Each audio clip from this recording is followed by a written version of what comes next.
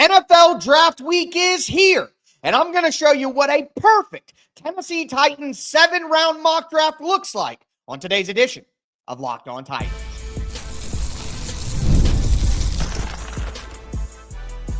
You are Locked On Titans, your daily Tennessee Titans podcast, part of the Locked On Podcast Network, your team every day. Welcome to the Locked On Titans podcast. I am your host, Tyler Rowland, Titans fans. Today's Mock Draft Monday edition of the Locked On Titans podcast is brought to you by the all-new 2025 Nissan Armada. Stay tuned for the Armada Player of the Week later in the show. It is a Mock Draft Monday. It is draft week, ladies and gentlemen, and that means it's time for our final Mock Draft Monday of the season, and I am going to do what I think is a perfect, ideal, but also realistic mock draft for the Tennessee Titans. We're going to go through all 7 rounds. I got a trade in there as well, but all mock drafts for the Titans need to start with Cam Ward at number 1. Before we dive in, though, do want to thank you for making the Locked On Titans podcast your first listen each and every day. Remember, Monday through Friday, Tennessee Titans content all year round, always for free. You're not going to beat that anywhere else. Make sure that you stay up to date every single day on your favorite team, the Tennessee Titans, with me here at the Locked On Titans podcast. Shout out to my everydayers out there tuning in Monday through Friday. If you aren't an everydayer, now is the perfect time. I'm going to do my 7-round mock draft for the Titans today. I'm going to do all of the visits that the Titans have had during the draft process to show you who they've talked to on tomorrow's show. We're going to look at some pockets of players the Tennessee Titans must get a player from on Wednesday, and then I'll have a full NFL draft first-round preview for you on Thursday. I go live after every single round all weekend long. I'm going to have short content for you after each pick. I mean, what else could you possibly want? Get subscribed, stay subscribed. But with that in mind, the first pick in our 7-round mock draft is, of course, Cam Ward, quarterback out of Miami. I'm not breaking any news here. Cam Ward will be the pick. But as a reminder, we've talked so much about Cam Ward that we've kind of lost the basic info. He's 6'1", 219 pounds, 22.9 years old. He's going to be 23 shortly. Cam Ward has elite playmaking talent. I'm not calling him an elite prospect, a generational prospect. Some of you guys don't have the intelligence, quite frankly, to understand that you could say someone has a generational skill without being a generational prospect. Some people just can't compute that, but that's the reality, is he has generational playmaking talent while not being a generational prospect. And the arm talent, and it's not just the velocity, he has the ability to throw with touch. He has the ability to throw with different arm angles from different slots, which gives him the ability to get the ball to his players in different circumstances. All of that's critical. Excellent in the RPO game, which is something that is probably going to be introduced into the Tennessee Titans offense quite a bit. He's got an incredibly quick release as well. He gets the ball out of his hands fast. But more than just that stuff, Cam Ward is clutch. He comes through in the clutch. He came through in the clutch when his team was down, when they needed a score so many times throughout the year. He has elite football character. This is a guy who loves football. He works hard. He's a first in, first out type of guy, and that's exactly what you want. And he's experienced. This isn't some project that the Tennessee Titans have to develop here. This isn't an Anthony Richardson situation. You know what I mean? Cam Ward has played 5 years of college football at this point. I mean, he went from Incarnate Word up to Washington State, then to Miami. Like, this is a guy who has a ton of college experience, and the journey from being a 0-star recruit out of a small high school in Texas that ran the wing T, which is the offense that I grew up in. I was also limited by the wing T, Cam Ward, I understand. But then he goes to college, he gets an offer, he transfers up to the biggest level of college football, then he goes to Miami, one of the biggest programs in college football. Like, Cam Ward has everything that you're looking for. He does.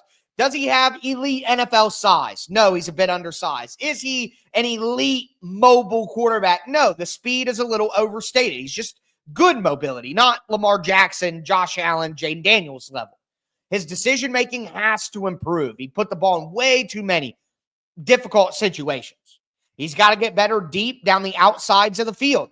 That absolutely has to improve.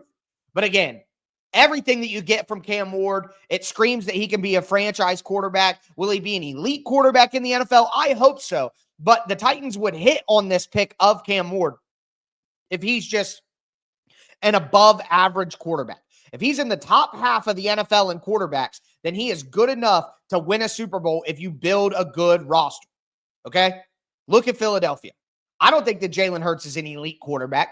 Jalen Hurts and what the Eagles did this year and what the 49ers did with Brock Purdy a couple of years ago, that is the mold that the Tennessee Titans need to go for here. Expecting Patrick Mahomes, expecting Joe Burrow, expecting Josh Allen. Like, you can't expect to get that. If you get that, then let's go. Let's party. Like, I'm not saying that Cam Ward cannot be an elite quarterback. I'm saying realistically, the most likely outcome here is that Cam Ward is a good quarterback. And if Cam Ward is a good quarterback, again, above average in the NFL, then the Tennessee Titans have a good enough quarterback to go win a Super Bowl. You have to build the rest of the roster. So I think ultimately Cam Ward could be a top 10 quarterback. But if he's top 14, that still makes the pick worth it for the Tennessee Titans. An above average quarterback is worth the number one pick. That's the reality. So I want Cam Ward to be elite. Does he need to be elite for it to be worth the number one pick? No, that doesn't have to be the case. He doesn't have to be Patrick Mahomes, Josh Allen to be worth the number one pick. Again, I know people hate this, but if he's Baker Mayfield, if he's Dak Prescott, if he's Jalen Hurts, like, that is a massive success for the Tennessee Titans. And that's realistically what we should all be praying for. Like, that's realistically what all Titans fans should be hoping for, is that Cam Ward is a good quarterback, because those are hard to find.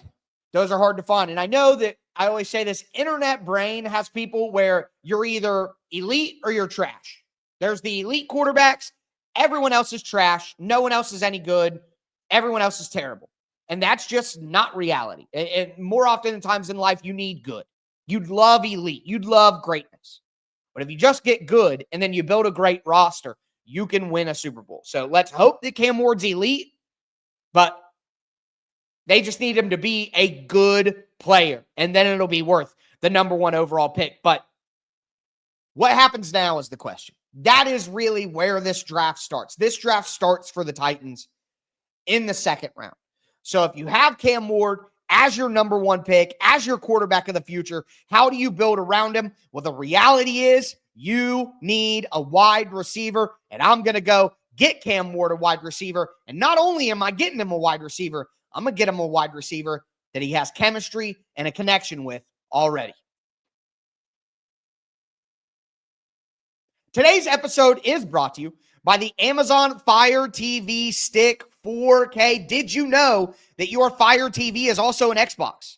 Yes, you can turn any TV into your gaming and entertainment hub with a Fire TV Stick 4K device. No console required. All you got to do is grab a paired controller, subscribe or sign in to your Xbox Game Pass Ultimate with EA Play included, and you are ready to play. You can dive into hundreds of premium titles, whether it be EA Sports College Football 25, Call of Duty Black Ops 6. You can have those games plus stream all your favorite shows. It's gaming made simple, and it's all on your Fire TV. You get the latest technology that helps you elevate your play. You get endless entertainment with Netflix, Prime Video, Disney, Max, and more. Plus, do you really want to lug your Xbox around when you travel or go places or move? Or wouldn't it be a lot easier if your Xbox was a Fire TV stick? Boom, exactly. Listen, head to Amazon.com/Fire TV Locked On to get started. You get Xbox Game Pass Ultimate subscription and a compatible controller required, and then you are ready to go. It's available on select devices, including Fire TV Stick 4K 2nd Gen, Fire TV Stick 4K Max 1st and 2nd Gen, and Fire TV Cube 3rd Gen.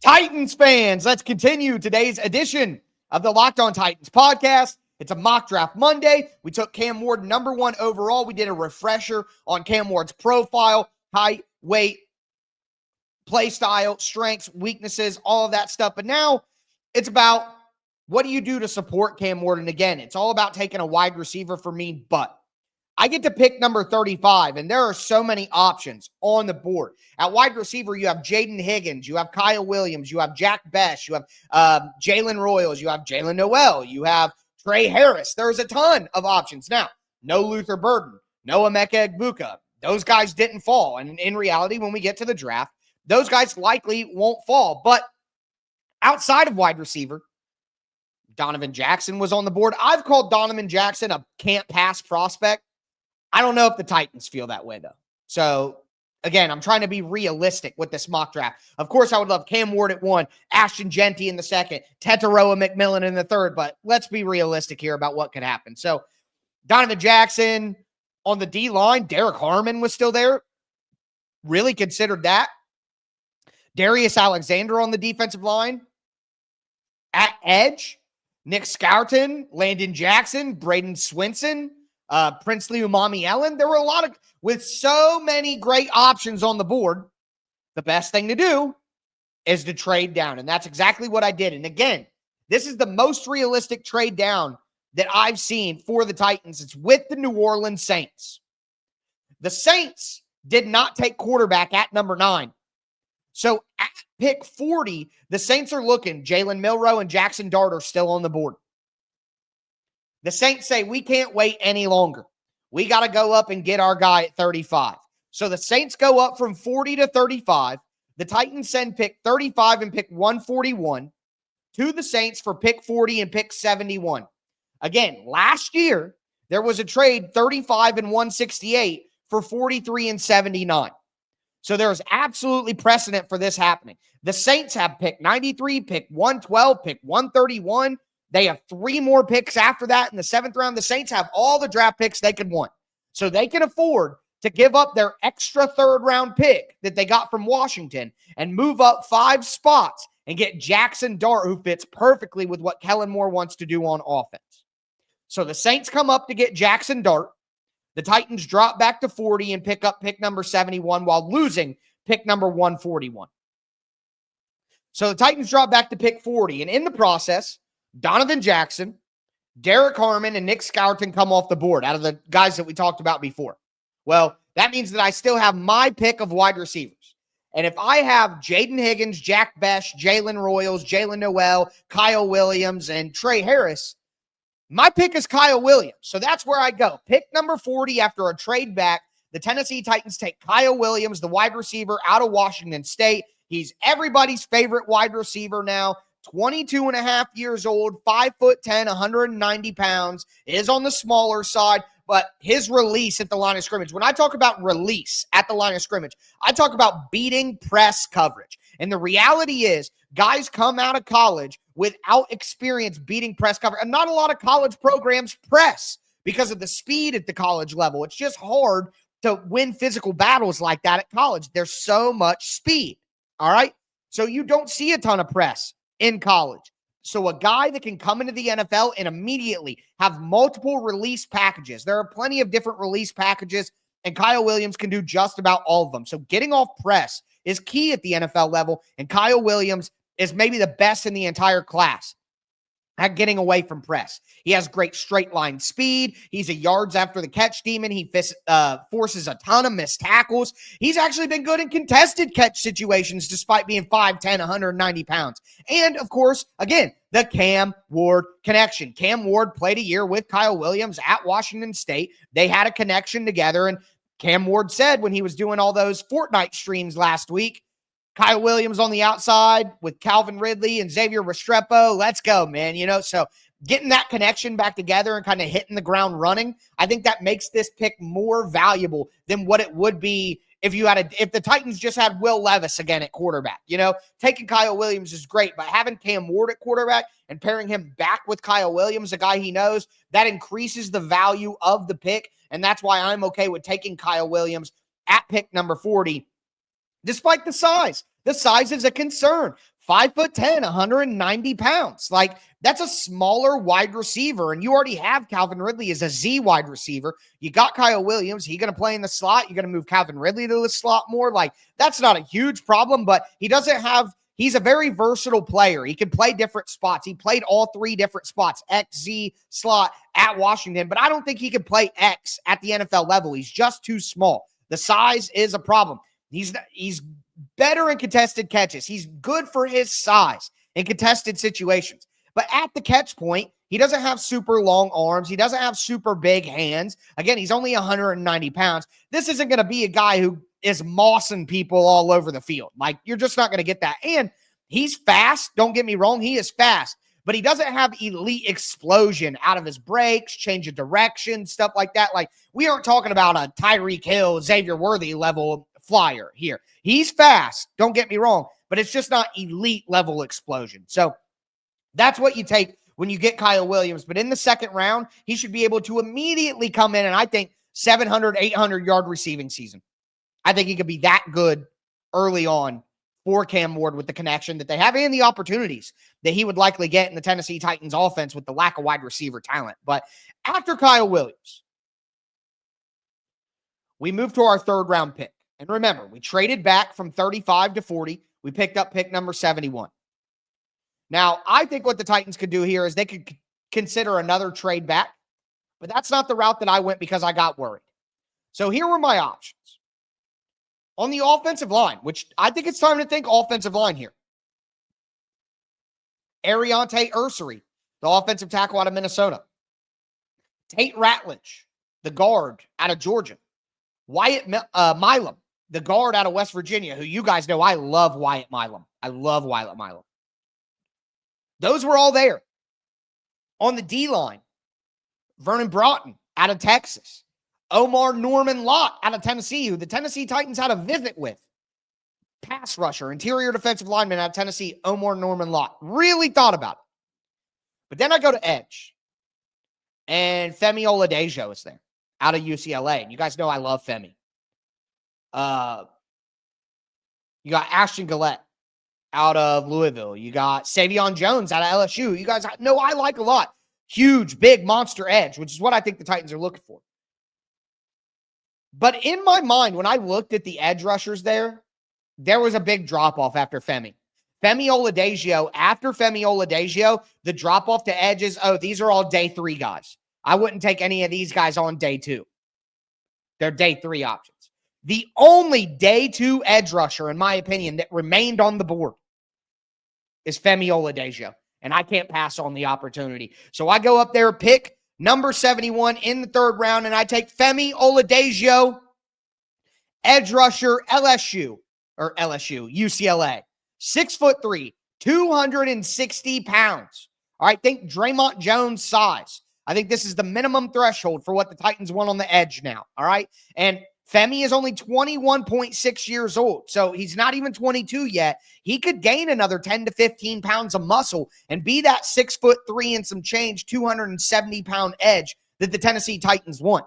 He is an explosive rusher, explosive athlete, jump off the line of scrimmage, power in his hands, pop, great length too, 33.8-inch arms. That's what the Titans want. Explosive athlete with great size and long arms. Physical in the run. He will set the edge. He could shoot a gap. He has great pop in his hands. He'll jar somebody, shed a block. Because he was an off-ball linebacker for his first 2 years of college, he is good in zone. He can drop in coverage. He is comfortable doing that, which, again, the Titans run zone blitzes with Denard Wilson at defensive coordinator. Having an edge that is comfortable dropping back into a zone when the other side is blitzing, that's critical for me. I love that versatility.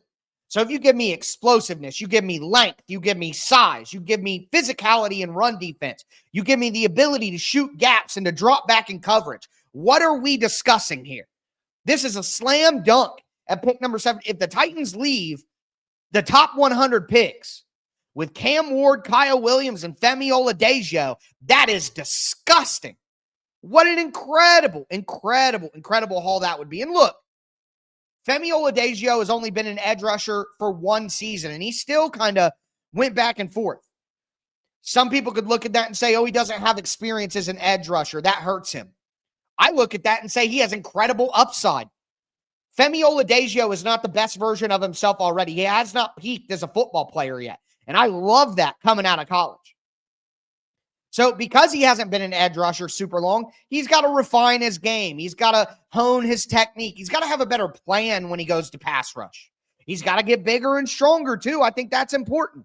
But what you're working with already, sign me up. So that's my first 3 picks in the draft. Cam Ward, Kyle Williams, and Femi Oladejo. Now we're going to get to day 3 in the draft where I really think I get some solid value for the Tennessee Titans.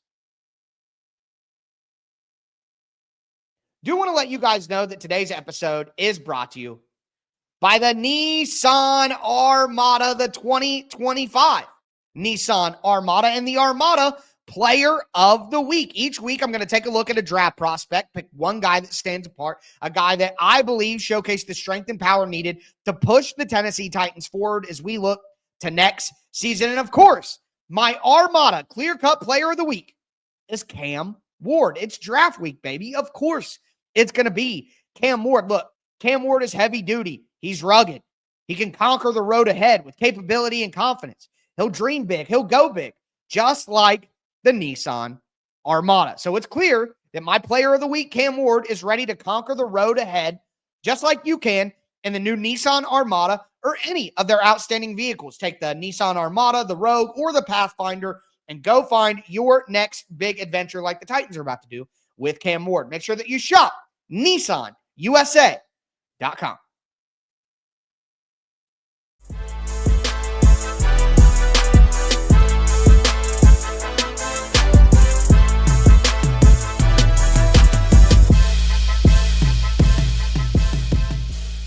Titans fans, let's continue and cap off today's ideal but realistic 7-round mock draft for the Tennessee Titans. We have Cam Ward, we have Kyle Williams at wide receiver, we have Femi Oladejo at edge rusher. So we hit our 3 biggest needs. We get a trade down in the 2nd round. Now we get into day 3 and we get the opportunity to go after guys that really, really fit what we're looking for. And at pick 103 at the start of day 3, this is still a really nice pick. It may not be a top 100 pick, but it's 103. You know what I mean? It's still a very good pick for the Tennessee Titans. And you have Jonas Sanker at safety. You have Sebastian Castro at safety. Cornerback, a guy like Jacob Parrish, or a guy like Dorian Strong out of Virginia Tech, who's a big physical outside corner I'd be interested in. We could double up at edge rusher, back-to-back picks. Ashton Gillette and Savion Jones are still on the board, and this would be better value. Jamari Caldwell, if we want to back up nose tackle. Ty Robinson is a guy out of Nebraska who's 6'5", 300 pounds, could be a versatile interior rusher. Those were all options, but I also looked at the options to double up at wide receiver. And Savion Williams is on the board, and Isaac Tesla is on the board, and Torrey Horton is on the board, and Isaiah Bond is still on the board. Name's Bond, Bail Bond. But I couldn't pass it up, guys. The Titans need more juice. You need to support Cam Ward, and that's why with pick 103 in the 4th round, I went with Savion Williams, the wide receiver out of TCU. So I see Savion Williams and Kyle Williams as totally different things. Kyle Williams is a refined player. He's not very, very big and physical and explosive and blah, blah, blah, but he's refined and he's nuanced and he's, polished and all these things. Well, Savion Williams is the total opposite. Savion Williams is 6'3", 222 pounds. Monster. All right. He's an older prospect, though, at 23 years old. Can he improve at the places where he needs to? But look, guys, he's 6'3", he's 222 pounds. Think about Cordarrelle Patterson and Deebo Samuel. That's the player you need to be envisioning right now when I talk about Savion Williams. He is explosive. Incredibly explosive. Like, whoo. At 6'3", 222, it's insane. All right. And not only can he explode forward, he can decelerate, which is so critical when you need to run slants, or not slants, but when you need to run stop routes, comebacks, curls, inside breaking routes. He can accelerate or decelerate at an incredible rate. yards after catch. Again, think about Deebo Samuel, Cordarrelle Patterson. He played running back at times for TCU. So now you have Kyle Williams, who's kind of a pure wide receiver. And then you have Savion Williams, who, imagine if the Titans' Jaquan Jackson was 6'3", 222 pounds instead of being tiny. Like, give me that gadget player who could potentially, and now the Titans get someone who could play running back for them and help them out in that spot when Tony Pollard inevitably leaves after the year, or maybe Tajay Spears gets injured again. Like, that's somebody you could use as a running back and contest. Like, this guy, it is incredible in contested catch situations. I'm pretty sure it's like 70+% success rate in contested catch. So a guy with that size, that athletic ability, that versatility, who can also make contested catches down the field, you could develop this guy into a primetime X receiver. He might have the highest potential of any wide receiver in the entire NFL draft. He's got to run a more diverse route tree. He's got to work on the mental aspects of playing wide receiver, like when to sit down in zones, how to set guys up. But, I mean, there are certain things he does well already. He's got a pretty good release package off the line of scrimmage, which is good for an ex-wide receiver. What's most important is that he cleans up the drops. He's just had a little bit of a drops issue. But at pick 103, this talent and this upside with this immediate ability to create explosiveness in the Titans offense, they so desperately need more explosiveness. And I get that at pick 103. Not often that you get players with that sort of upside and that sort of day one explosiveness at pick 103. So could not pass on the opportunity to get Savion Williams. Then we move to pick number 120. And now it's time to hit a position that we need a future starter at. And I get to 120 and I can take Jacob Parrish. Savion Jones is still there. Maybe we go running back now. Jaden Blue is an explosive player. Cam Jackson on the interior defensive line. He's a 6'6" nose tackle out of Florida. He's a guy that the Titans visited with. But I had to go safety because there's a player who I think goes in the top 75, 80 picks in the draft who's available. And it's Jonas Sanker, safety out of Virginia. 6 foot, 206, 22 years old. He has great size, 6 foot, 206, great size for a safety. He has great straight line speed. He ran a great 40-yard dash. He is big and strong and has long arms, so he is good at the catch point. He can knock the ball away from defenders. He can knock the ball out. He's excellent at the catch point, and he is he is a physical and willing run defender who will fill the lanes very well. He had like 170 tackles or something like that. Like, this guy is willing. Now, his eyes can get caught. He'll get caught looking in the backfield, not paying attention. So he's got to do a better job of staying aware, staying disciplined, recognizing route concepts that are happening in front of him. Some of the mental aspects of safety, he needs to improve a little bit and get better. But he's not going to be someone who's asked to start right away. You have Amani Hooker and you have Xavier Woods. So let Sanker learn from those guys. Learn what they look for when they're trying to recognize routes. Learn where their eyes go while they're running through the play. Amani Hooker's excellent at that sort of stuff. So I think those would be great mentors for a guy like Jonas Sanker. And then next year, when you inevitably let one of those safeties go, or maybe both, you have Jonas Sanker to step in right away, and now you have a starter. All right, so we move forward, and we have our last. Remember, I gave up 141 to move down in the second round and get 40 and 71. So now we have our last 3 picks, and I'm throwing darts and looking for potential starters or high-end depth. And I think I get that. At 167, you're never going to get me to change my mind, guys. I went with Miles Frazier, the 6'5", 325-pound, big-bodied offensive lineman out of LSU. He is going to play on the interior, but there is some swing potential there. Like, think about Blake Hance was brought in to kind of play this role. He would be battling with Blake Hance. 23.6 years old, so he's an older prospect, which means he might be ready to play right away. But I think that you draft Miles Frazier on day 3, and you have a starter ready to go for when Kevin Zeitler is gone after the year at right guard. He's big, strong. 4 years of starting experience Miles Frazier has at LSU. SEC defensive lineman. So much experience. He is more of a pass protector. That's what you need with Cam Ward. The Titans go out and sign Dan Moore. They go out and sign Kevin Zeitler, guys who are good pass protectors. Kevin Zeitler, one of the best pass protecting guards in the NFL the last few years. Dan Moore, much better a pass protector than he is a run blocker. I know that's crazy to say when he gave up the most sacks last year, but hey, that's the Titans gave $22 million a year to. What can I tell you? But get Miles Frazier, who's a better pass blocker than run blocker, but still has the ability to sustain in the run game. He just gets high sometimes, like his pad level is high because he's 6'5". He needs to work on his technique and his angles in the run game. But like, give me Miles Frazier with our bottom 3 picks here. Like, that's a potential starter.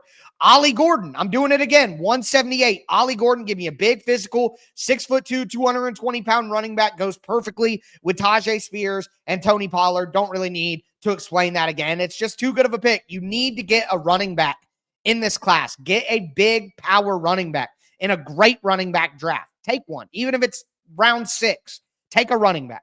And then finally, I finished with the guy who I mentioned earlier, still on the board at 188. I went with Cam Jackson out of Florida, 6'6", 342 pounds. Look, it's very, very difficult.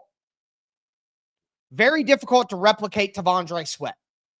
So if Sweat were to get injured, if Sweat needs a couple of plays off, it's very hard to replicate what he brings. So when you're building a defense based on having T'Vondre Sweat in the middle of it, you need to have somebody who can somewhat replicate that. And 6'6", 342 pounds, powerful early down run stuff for Cam Jackson, nose tackle out of Florida. That is the best way to replicate what T'Vondre Sweat can give you, is to go out and get a guy who, they ain't all built like T'Vondre Sweat. That's why T'Vondre Sweat went 38 and Cam Jackson's going 188. All right, it's different. Okay, the athleticism, the burst, the hands, the pass rush repertoire, all that. But at pick 188, your last pick in the draft, what are you expecting to get? I'm getting a solid depth player who I know can replicate what Sweat gives me so that our defense can stay the same. So overall, you get Cam Ward with the number 1 pick. You trade back in the second round. You get Kyle Williams and Femi Oladejo. You get to day 3. You take Savion Williams, an explosive high upside wide receiver. You get Jonas Sanker, a potential starter at safety next season. You get Miles Frazier, a potential starter at right guard next season. You get Ollie Gordon, who will be your RB3 this year, probably your RB2 next year. And you get Cam Jackson, who's your direct backup for T'Vondre Sweat. Let me know how you would grade this mock draft down below. How realistic, how good do you think this mock draft is? It's draft week, folks. Tomorrow, we're going to be looking at all of the players that the Tennessee Titans have had an official visit with.